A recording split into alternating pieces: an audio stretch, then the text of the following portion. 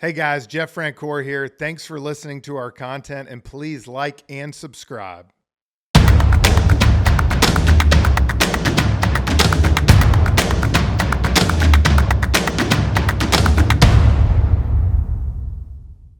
Before we get to the podcast, if you have middle school or high school kids that play sports and you don't want to fundraise like me, we got you covered. My buddy Chris Carneal owns Booster. Chris? We help schools and sports teams raise funds in a super fun and engaging way. In fact, the last 22 years, we've raised $750 million, and we can't wait to help you. Choose booster.com. Well, back with Pure Athlete, Jeff Francoeur here with the two old men. Sorry, guys. I got to take a shot every once in a while. Every once in a while. How about like It's every like a common episode? theme. Well, My kids are giving me a hard time about it. What an episode we just had. That was a lot of fun. Yeah. We're excited about this episode and want to talk about it a little bit here. But before we do, we've had some kind of cool stuff going on since the last time we were together. Yeah. Jeff, you did a broadcast with Chipper Jones and Smoltzy and Glavin last week. It was super fun to watch. What was it like to do? Well, I was glad we all didn't get fired. That's the first thing that it did. I felt like I had a little bit of responsibility to keep the train on the tracks. Yeah. You know what was surprising to me was Chip. I told you when we had him on a couple weeks ago, he's the smartest hitter I ever played with. And I think it was so cool because he really dived in talking about Michael Harris and Austin Riley and even Francisco Alvarez, catcher for the Mets, and his approach. And I think fans got to see a different side of Chipper that's like, man, he is really smart. Because remember, he did that one year with ESPN during COVID. And I felt like he got hoaxed into telling stories all the time. Yeah. He never could really talk about the hitting aspect of baseball. It was a lot of fun. And then, of course, to get the type of game we had in the walk-off. Oh, my gosh. Oh, that's perfect. Couldn't have scripted it any better. In a game of the pitch clock now where every game's like 2 hours, 20 minutes, we got a 3-hour, 30-minute game and a walk-off homer. Like, you can't ask for anything better. So whose home run call was the best, do you think, of the four of you? Yeah, like, come on. I did go full Hawk Harrelson. In honor of my pops, and he loved it. That's awesome. Well, it's funny about Chipper because before the broadcast, he said he expected to talk the least of anybody, but he really did dive in and give some great insights. He did, and Glab was great, of course, because Glab in the third inning was just getting mad because he kept showing all the hits against him, making fun of his one home run that in this day and age would be out of one park, and he's like, why are we banging on me? Yeah, okay, go ahead, Brian. No, I think it's great. I think that it was so successful that other folks are going to try to copy it, I think. But, I'm excited. Bally reached out to Britt and I to want to join you in the booth. That's what I was thinking we're going to do. Another all-star kind of lineup. We can talk a little bit about Britt can talk about his approach to pickleball and things like that. My schedule's pretty free. I think they talked about doing a radio game for the Rome Braves with you too. Rome Braves. Hey, I'll take that. Hey, I do have to ask you one question. People want to know.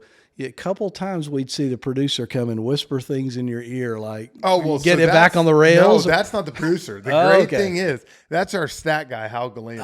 And he's one of the best in the game.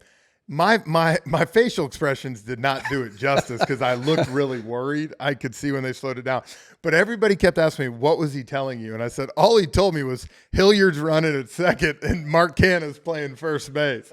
And I looked at it like, oh, my God, we're in trouble and we're going down. But, the hard thing was because we never have a booth cam. And so it was on all the time. So there were times we didn't know if we were on break, if we weren't. And so I think that's why it got. But I will tell you what, man, it was a lot of fun. And as a kid who grew up a Braves fan, to be with those three guys in the booth, I had to pinch myself a few times. Man, it was a blast to watch. Yeah. Y'all did a great job. And speaking of a great job, the episode that our listeners are about to hear, just couldn't have. Just great stuff from Shane Battier. Well, I said, we've done 28 or 29 of these now, and by far, I think I'm convinced that Shane is by far the most disciplined guy we have had on here. And you know what else I love that he talked about was enjoy. He went to Duke for 4 years. Enjoy it. He said everybody's always looking to get to that next thing, and they don't enjoy the moment. And gosh, that hit me just even from coaching my kids. Like, enjoy where you're at. You don't have to get to 10U, then to 12U. Like, enjoy them being young. Well, and that's true for the kids too, who 95% of them aren't going to play past high school. Yeah. Enjoy it. Yeah, I love the fact that he talked about, your goal shouldn't be individual stats. Your goal should be, how can I help my team have success? And we talked a lot about him being a no-stat all-star and just how much pride he took in doing the little things that don't go in the box score. And that's why I think he's going to go down as one of the most popular players in Duke history, which that's a hard thing to be these days. And I think that's why, it took us a while to get him on the show, but I really, really felt like he really exemplified kind of what everything we're about, what a pure athlete should look like and act like. And giving you a little nugget to make sure you stick around and watch the whole thing to the end. He goes into the Kobe Bryant stuff a little bit, which I thought was really cool. Yeah, some inside baseball stuff. Brad, you just said he kind of emulated what a pure athlete is all about, and I'd love for the audience to listen for, we talk about the 5 pillars of a pure athlete, and he touched on just about every pillar, including at the end he talks about vision and goal setting. He oozes character. He didn't really talk specifically about character, but he oozes character and who he is, and grit and the whole belief and confidence. He touches on all of them. Yep. It was just a fantastic interview. Yeah. So I hope you enjoy it, and we'll see you soon. Welcome back here to Pure Athlete. I'm Jeff Francoeur along with Brad Williams and Britt Lee. Guys, I'm excited today about our guest. He's a Dookie Duke, our second one we've had on the show. Played for Coach K, was a college player of the year, won a national champion, and of course, a 2-time NBA champion. So let's welcome to the show, Shane Battier. Thanks for coming on, man. Welcome, Shane. Hey, good afternoon, good morning, wherever you are. Glad to be here today. Well, you've already got your workout in, so I'm sure it feels like the afternoon for you, but for some of us. But no, before we get started, I kind of just want to, let the audience in on just kind of what you're up to right now and where you're at in life. Well, believe it or not, I've been retired 9 years from the NBA. It seems like yesterday that I was playing in the NBA Finals, and what excites me now is helping people, and so I do that in a variety of ways. I still serve as a consultant for the Miami Heat, which I played for and worked for many years. I'm a consultant for many technology companies. I sit on a few boards. I run the Battier Take Charge Foundation, where we are passionate about giving underserved youth educational opportunities. Try to be a great basketball dad and great soccer dad and a good husband, and trying to get that golf handicap down to a low number. And so my days are full. More golf to talk about. I love that. I was going to say, as a golfer myself, that's everybody retires and gets the golf itch, man. It's unbelievable. It's like the only competitive thing you have left. I tell people, on the first tee, I say, look, I used to make a living guarding guys known by one name: Kobe, Carmelo, LeBron. Now I get Chuck and Larry. All right, you're my new Kobe. You're my new Carmelo. So, oh man. Well, thanks for joining us. And, we love talking about youth sports and giving parents, giving coaches, giving these athletes, direction as they go forward. So before we get going, though, I want to ask you, what is your favorite youth sports memory that you can remember? Oh, man. My favorite youth sports memory was actually pretty simple. It was riding to Little League practice with my dad. And my dad was the coach. And, a huge reason why I had athletic and life success. But I just remember getting to the park early, and he just hit me ground balls. I was a pretty good first baseman and a pitcher. And, just like that was my favorite memory of my dad, and just hitting me ground balls, hitting me pop-ups. And, he was super positive always. And, was lucky to play for Big Ed. He was the best coach I ever played for. Wow. That's awesome. That's awesome. We're going to talk. We want to delve a lot more into talking about your relationship with your parents and their influence. But before we do, just to kind of get our audience up to speed, you made a career out of basketball, but can you tell us about your youth sports journey? Was it always basketball? Did you play other sports? What did that look like from the time you were a little kid on through high school? Well, the Battier household was defined by sports. In the spring we played baseball, in the summer we played everything, in the fall we played football, and in the winter we played basketball. And I grew up in a town outside Detroit, Michigan, Birmingham, Michigan, and there was always sports on the television. I learned to read, reading the USA Today sports page. So like we just had a sports environment, and that's what we did. And we were all in, and we all supported each other. And so from a very young age, I was always the tallest kid in my grade. I was a foot taller. I was that kid who always had to take the birth certificate with him to every Little League game, every basketball game, because they're like, that kid is, he's too old. And I'm like, no, I'm really not. My younger brother and I used to battle out, every waking moment we had, we were either, playing wiffle ball, we were playing sandlot baseball, we were playing kickball, we were playing dodgeball, playing pickup basketball, playing tackle football. Like that's what we did. I didn't know any other way, but like we play sports. That's what we do. We compete, we have fun, and we just enjoy it. And so we're super, super active. And so growing up, like I said earlier, I played for my dad. My dad, Big Ed Battier, was an amazing Little League coach. He was a pretty good softball player back in the day, pretty good basketball player. But my teams were always super competitive. I was a pretty good player. I was probably the best pitcher, the best hitter in Little League. But what was awesome about our teams in Little League was that, like, I can't remember like one thing my dad taught me about technique. He never said, hey, you got to hold the bat here. You got to throw a change up this way. It was never about technique. And it was 100% about what it meant to be a great teammate. And, my dad was the only black guy in town, Big Ed Battier, so like I was the only mixed kid in town. He was the only black guy. So like he commanded a lot of respect. But he was like always smiling, always jovial. But the only time Big Ed raised his voice was when our teams didn't hustle, when we didn't have our shirts tucked in, when we didn't have, infield chatter. I don't know what they call it today, but he said, more chatter, more chatter, more chatter. And if we were sloppy in warm-ups, he said, look, if we warm up sharp, we're going to play sharp. Right. And so everything my dad talked about was, hey, control what you could control to the best degree you can control it. And then like the games are fun. We're just going to have fun. And so as a result, like our teams were always like the most enthusiastic. We were always like disciplined. We played to win, but we had great sportsmanship. And it was, for me, it was like, yeah, every kid grows up this way.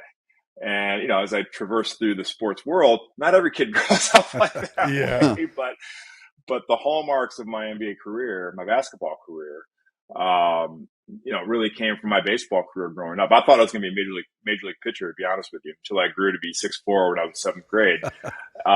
God, you would have had a nice downward plane though, man. It would have been. Yeah, and, but, the hallmarks of my career are being a great teammate, working hard, being disciplined, playing to win, being a great teammate came from those Little League days. And I have Big Ed to thank. So I'm guessing you logged a lot of games with Sparky Anderson watching up there.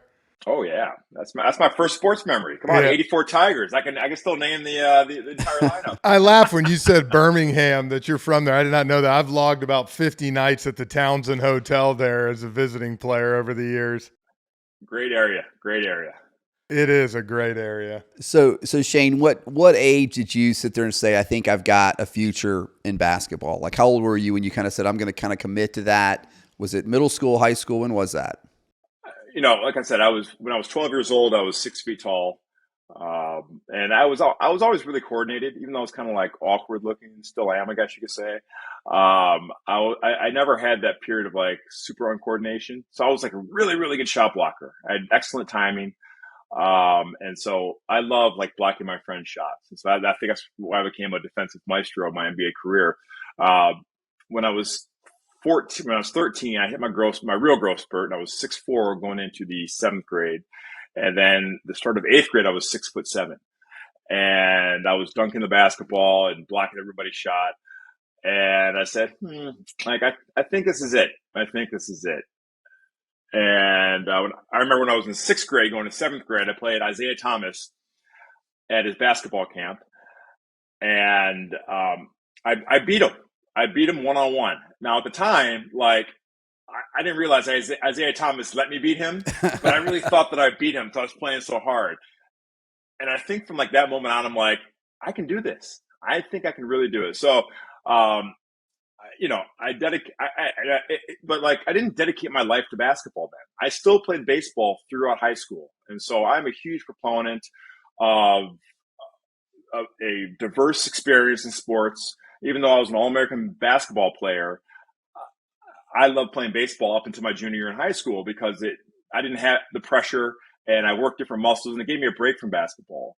But like I really dedicated myself to the practice and the craft of basketball when I was about 13 years old, 14 years old, waking up, riding my bike cross town to get a pickup game in, breaking into every high school gym to get shots up. That's when I really learned to work. Something you just said resonated, I think, too, though, was, playing baseball, it gave me a break from basketball. And these days, I'm sure you see it with AU basketball and stuff, 365 days a year, continuing to go. What's your advice to some of these athletes? Your body needs a break from time to time, especially at a young age. Oh, absolutely. There's nothing better, like in sports, at least for me it was, when you took that basketball out of the closet and like you smelled it, it just felt good in your hands. And you're excited about playing the game. You're excited about working. And I think if you grind and never take a break, you get tired. Yeah. And, your workouts aren't as good. You're not as good of a player. And so I think just mentally, it's really important to get away from the game. So when you pick it back up, you have a new excitement about it, a new spirit about it. And I think that's true for every sports. And so it's not just physically giving yourself a break, which is very important. I think mentally makes you a better player if you take time off and miss the game. So Shane, you obviously had tremendous success in high school. You won 3 state championships. I read, and tell me if I don't know if this is true or not, but that you really took control of your recruiting process in terms of how much access you allowed the college coaches into your life, I guess. And you were, the number 1 player in the country and probably had some leverage there. But tell us about just how you navigated that crazy recruiting journey and also just dealing with those big personalities that you dealt with and kind of how you dealt with them. Well, for those who know me, I'm very type A, and this is the way we're going to do it. And if you don't like it, then I'm not going to deal with you. And so I looked at recruiting as like, I didn't want to be like interrupted during the week by random phone calls. And so I just wanted to order so I could focus on school, focus on basketball. And so basically I said, hey, Coach K, Roy Williams, Tom Izzo, I'm giving you a 15-minute time slot every Monday.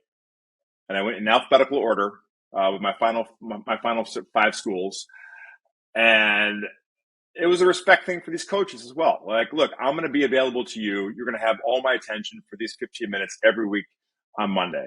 And I think they appreciated that because they knew they were blocked off. I was blocked off. And, I'm the only person ever to do that I heard of, but it eliminated a lot of distractions during the week and allowed me to spend quality time with these coaches to get to know them in the 2 or 3 years of my recruitment. So as a kid from Michigan, you got Michigan State, you got UM. How was Duke the place you wanted to go? I grew up a huge Michigan fan. I love the Fab Five.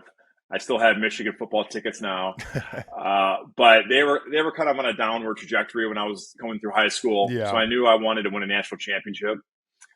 Tom Izzo was awesome. He had just gotten the job at Michigan State, and he messed up though. And I tell them this is a pretty funny story. He said, Shane, we have the best weight staff in the Big Ten. We're going to put 40 pounds of muscle on you, and you're going to be the baddest power forward in the Big Ten. Meanwhile, I have Dean Smith and Coach K saying, nah, man, you're a small forward. You got to shoot threes. I'm like, I'm with those guys. Yeah, thank you. That's great. So it worked out. So, yeah, I would say so. Coach K was, an unbelievable mentor and coach for me. Unlocked my potential. And it was sort of always Duke. It was sort of always Duke. Let's talk about coaching a little bit. So you talked about Big Ed. Your dad was your coach in Little League. You said he's the best coach you ever had. You went all the way through Coach K. You had Spo, who's getting his due right now. Tell us about what made your dad, what makes Coach K, what makes those guys great coaches. I think any great coach and any great leader, first, they're authentic. They show up. It's not about them. It's always about the team, right? It's not do what I say because I say it. Hey, let's do this because this is what's best for the team, and this will help you be the best player you can be. And so every coach has to show up authentically and without ego. That's number one. I think a great coach connects his or her players to a future that they don't know. And so a coach may have a vision for a player. Coach K say, hey, you're going to be the national player of the year. And I believe it. And like in my mind, I'm like, well, maybe, but I don't really know.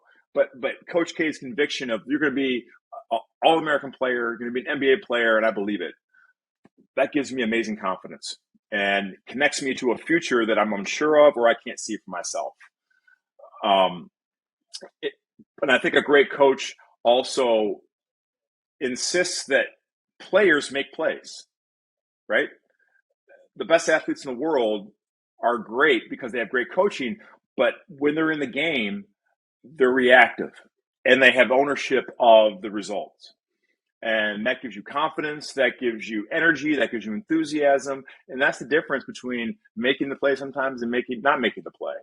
And so Coach K, Coach Spo, Rick Adelman, Jeff Van Gundy, Coach Keener in high school, my dad, those are the common traits between all those great coaches. So Shane, you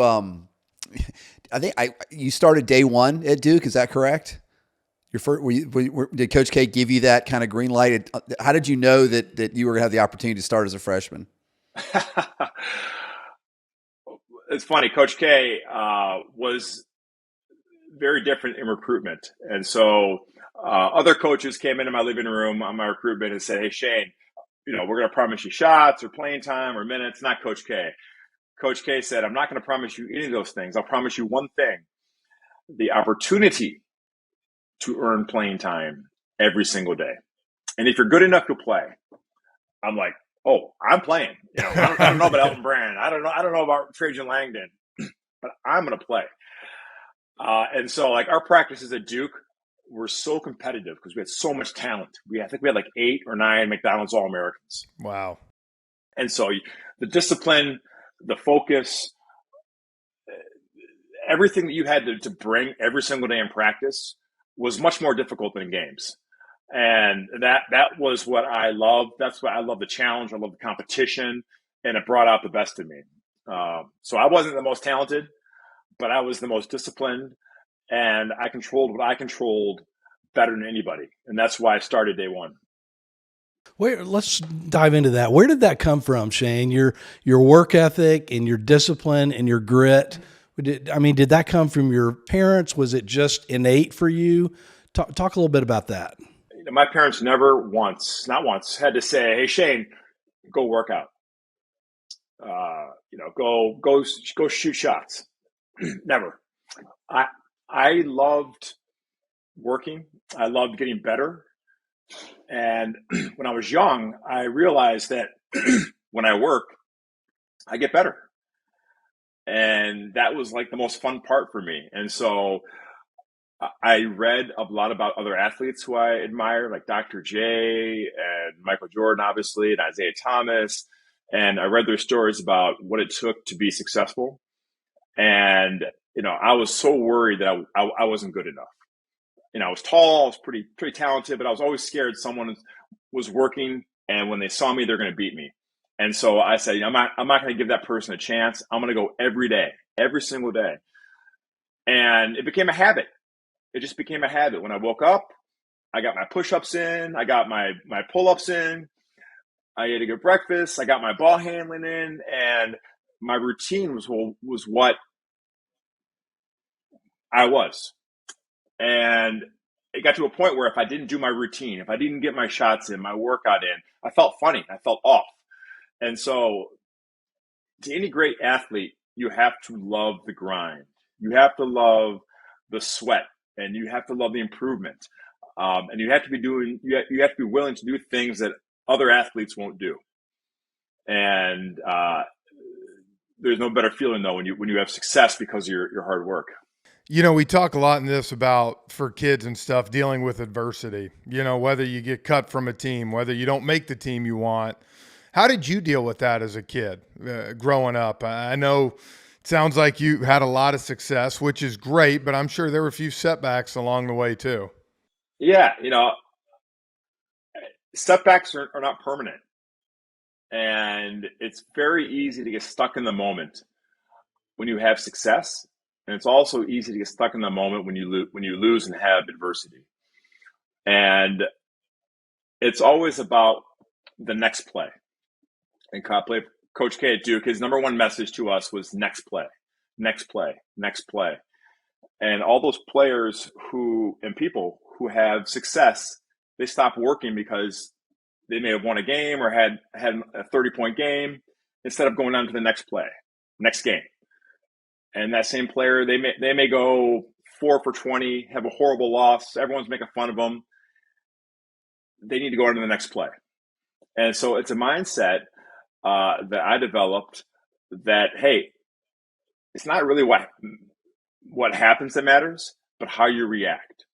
And if I can attack the next play, the next game, the next year with the same enthusiasm, discipline, work, regardless if I had success or failure, I'm going to be successful in the long run. And so I just kept telling myself, next play, next play, next play, next play. And I think that was maybe the most important lesson I learned as a young athlete. So Shane, I read an article that you wrote in the Players Tribune. It may have been 2016, where you were talking about let the players be students, and that was even before this. Like that seemed like 20 years ago because things are so different now. Your perspective. Tell us about your perspective then, and how has it changed now that it's even gotten more crazy?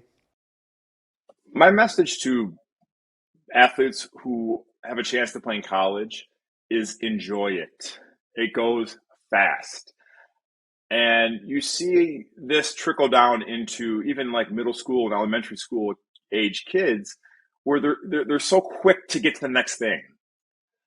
And I loved my athletic journey. I love every year at Duke, 4 years. No one does that anymore. No. And I think I'm a much better adjusted person.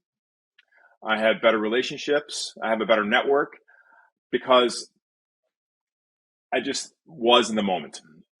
And so that article really was about trying to slow down the process. The NBA is not going anywhere, right? For the elite athletes, the major leagues, the money, it's not going anywhere. Enjoy the process. Enjoy your teammates. Enjoy the getting better. Because we all look back on our career and say, man, that was fun. And I don't care what level you play at. Don't be in a rush to get past that part of your life. And Coach K lets you guys have some free time. It sounds like in terms of it wasn't all basketball for 4 years. No, like he said, look, be a student. I was part of the Duke University improv troupe. I was part of the student body. And so like, I didn't sit in the basketball dorm and just think about basketball all day. I had an amazing Duke experience, and some of my closest friends were not part of the basketball program. And I wouldn't trade my Duke experience outside of basketball for anything. And that's the fun part. I tell athletes, like, look, use your skills to get experiences that most people can't have access to. Don't let sports use you and spit you out. And then when sports are done, you haven't exploited your skills. Yep. So there's nothing wrong with working hard. There's nothing wrong with trying to be the best player you can be. But use that work for internships, for relationships, to take trips, and that's okay. Whether it's high school, Duke, or in the NBA, I'm curious, who's the best teammate you ever had and why? I think my best friend, Mike Dunleavy, he's still my best friend to this day. Yeah. He was probably the one player, and we roomed together one year at Duke, that just understood what the journey was about. He was disciplined. He cared. He cared about his teammates. He cared about winning. He cared about playing the game the right way. But also, when we were away from the court, we had a good time. Had a great time. And so I always appreciate people who appreciate the entire experience, not just one little part of our world, and that's basketball. But I've had so many great teammates. I've been embarrassed by how many great teammates: Yao Ming and LeBron James, Dwayne Wade, Pau Gasol, Luis Scola. I mean, I can go on and on about the amazing teammates that I've had in my career. So Shane, let's talk about that, because you talk about all these other guys being great teammates, but you're kind of known for being just a phenomenal teammate, and one who makes everybody else better around you. That doesn't get talked about enough with kids, about what it means to be a great teammate and what comes from that. Can you just, what's your message to young kids about how to be a great teammate and why it matters? Well, in the Instagram generation, we feel that I have to show I'm so special. Look at me, look at me, look at me. I'm special. Okay? And I think we got it backwards. And my message to young people and young athletes is, if you are part of a winning team or a team that's competitive and you have a role in that team, you will be recognized. And that's what I did. Like, I wasn't the most talented player. I wasn't the most exciting. I wasn't the most athletic player. But every team I was a part of was competitive. We played hard, and we won. And so focus on the things that help your team win. Okay, showing up early, be enthusiastic, being positive, all right, being in the best shape possible. All these things, like, doesn't matter what your talent level is. All that matters is, like, you control those things. And so if you walk into a locker room and your teammates know, wow, Jennifer, she is about the team. She cares about me as a teammate, and she wants to win. That's how you become a great teammate. And you don't need to just tell everybody, hey, I'm a great teammate. Show everybody by your actions. And you'll be amazed if you get a few people in the locker room who have that mentality, the level of play will rise for the team. So young athletes, focus on the things you can control that have nothing to do with talent or skill. And that is how you become a fantastic teammate.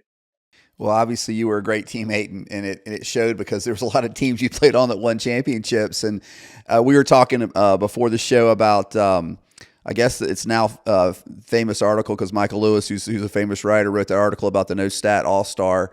And he used a lot of analytics, because he's obviously about Moneyball, and talked about just the angles you took in terms of playing defense and your preparation. But do you think it was really the reason you had so much success at all levels was the fact that you were a great teammate, or that you took that pride in doing the little things that did go on a stat sheet? Yeah, absolutely. And what the No Stat All-Star article was about is sort of everything that you do on the basketball court or baseball field or football field. It has value. Okay, most people think just, it's about points and rebounds and block shots, or yards rushing and passing, or home runs or strikeouts. No. Everything that you do has a value, both negative and both positive and negative value. Okay, so in basketball, if I run back on defense hard and stop a fast break, there's a positive value there that'll never show up in the box score, but that contributes to winning this much, right? If I dive for a loose ball and gain an extra possession for my team, it's not going to show up in the box score, but that improves our chances of winning by this much. And so as an athlete, I was trying to find all the ways that no one would ever notice, that you can't measure, that give you this much more of a chance of winning. And when you start to stack those things on top of each other, guess what? Your team's level goes like this. And so that's what the No Stat All-Star article is about. It's about finding the things that help your team win at a very, very, very little level, and doing that hundreds, if not thousands of times in a game. And you'll be shocked at the magic ability you will have on your team to win games. That's all I did. It also talked a little bit about Kobe didn't like him covering him too much. You guys had a special relationship, I guess, on the court when you covered him. Yeah, special. Kobe was the best competitor that I ever played against, and he was a month older than me, and I never spoke to him outside the gym. And I guess you could call us frenemies. And Kobe would play this mind game with me. One day he'd just be so cold to me, wouldn't even look at me in the eye. Next day he'd be buddy with me and talk me up, and then cold again. And it was this game within the game within the game that we played, because I was always stone faced, and I was kind of like Eeyore, and I would say, like, I can't guard Kobe. He's so much better than me. He's athletic. He's one of the greatest of all time. And Kobe knew that I was giving him some false humility. And in his book, Mamba Mentality, he actually mentions, like, yeah, Shane used to say he can never guard me, but I saw that as false humility, and I attacked him because of it. And I'm like, he's right. He knew that I knew that he knew that I knew. And that was why he was the greatest competitor for me. That we played a game within the game within the game that no one else knew we were playing with each other. Man, that's awesome. Let our viewers in real quick. Winning a championship at Duke, winning an NBA championship. How are they different? How do they compare? The best analogy I can say is, if you have kids, which I do, I have 15 and 12, you don't love one more than the other. You love them differently, right? That's great. Yes. You might like one more in certain days. That's for sure. Yeah, exactly. Oh, man. Well, finishing up here, we got a couple final questions for you as we kind of, wrapping up. But what's your advice to parents on here? You got parents on here that, want to push their kids, take them to camps, take them to all this. But, as a guy that's got a 15 and 12-year-old like yourself, how do you give them the best experience that they can have? I'm sure you guys have come across the research. But do you know what the worst part of a youth sports experience is? Car ride home. The ride home, right? The ride home. So I was listening to Bob Rotella, and a famous sports psychologist, and he said, you know what the most important thing you can say to your child after a game is? Know what it is? Did you have fun? Nothing. The best thing you can say is nothing. If your child wants to talk about it, they will. And if they bring it up, hey, how about that game? Oh man, I stink. Now, as a parent, you have been given permission to talk about the game. All right. So that's the hardest thing for us. Trust me. Super hard. I want to say, like, hey, how about this play? Or, can it? On the ride home, give them a hug. You say, I love watching you compete. That's the most important thing you can say. Hug them. Say, I love watching you compete. It's the best thing in the world. And then if they want to talk about the game, now you have permission to break it down. And I'm sure give your expert wisdom. But as parents, look, my parents were, after every game, gave me a hug, say, I'm proud of you. I love you. You played hard, and I don't care if we won or lost. And that's the same thing I try to model and do. It's hard, but just be supportive, be positive, and give lots of hugs, and not a lot of advice. finishing up, final question for me. If you could take, you've talked a lot about Big Ed, and I love the name Big Ed. I think that's great with your mom and dad. What are one or two traits that they put in you that you try to instill in your kids that you want them to have and pass down? Well, my mom was also instrumental in my career. And she still is the toughest lady I've ever met. And she taught me what toughness was about. And obviously, when you get to a certain level nowadays, you make yourself available to social media and scrutiny. And she taught me that like the only opinion that matters is my opinion and those closest to me. And so there's a lot of noise out there. There's a lot of people who want to see you fail just to see you fail, and we call them trolls. But the most important thing is what you believe in your heart, and if you put the work in, you can live with the result. And so I try to model that with my own kids. And, my dad, the lessons of being a great teammate, about controlling the things that I can control, are the most important things. And just enjoy the journey, because it goes fast, and just do your best. Just do your best. And that's good enough. Hey, Shane, we're going to ask you to leave us with some advice to young athletes. But before we do, we're in the midst of NBA finals. You've been affiliated with the Heat for a long time. They've done some remarkable things. They're down 3-1 right now. Give us your synopsis of what's going on in this series and where we're heading. Well, Denver's really, really good. First of all, it is so hard to get to the NBA finals. And so what the Heat have done, despite a very, middling regular season, it's been nothing short of amazing. So down 3-1, you just have to go back to your fundamentals. When you're in a playoff situation or a championship situation, you don't have to reinvent who you are. All right. The work that you've done the entire year is done. The hay is in the barn, as they say. So you don't reinvent yourself, but you have to be the best version of yourself, whatever version that is. Be the best version. And that gives you the best chance to perform under pressure, to perform under stress. And so that's what I'm hoping the Heat can do, is just be the best version of themselves. Make shots, make plays, play hard, play tough. And you live with the results. Good, bad, and indifferent. Yeah, I was going to say, man, Miami's got to be rocking down there between the Panthers and then the Heat, both last teams in. Awesome. It's unbelievable. Awesome. Well, finishing up, our last question for you, and we'll let you go, man. What's your advice to the young athletes watching this show? What do they want to know? What do you want to let them know before you leave? The most important thing that I did, I wrote down my goals on a piece of paper, and I looked at them every day. That sounds so simple, but I had a little index card of my goals. And my goals were I wanted to win a state championship. I wanted to win a national championship. I wanted to play in the NBA. And I pasted that above my mirror. So every morning when I brush my teeth, every night when I brush my teeth, I looked at those goals. And it just reminds you of hey, I got to work hard today. Even though I might be tired, I have excuses, there's a pool party.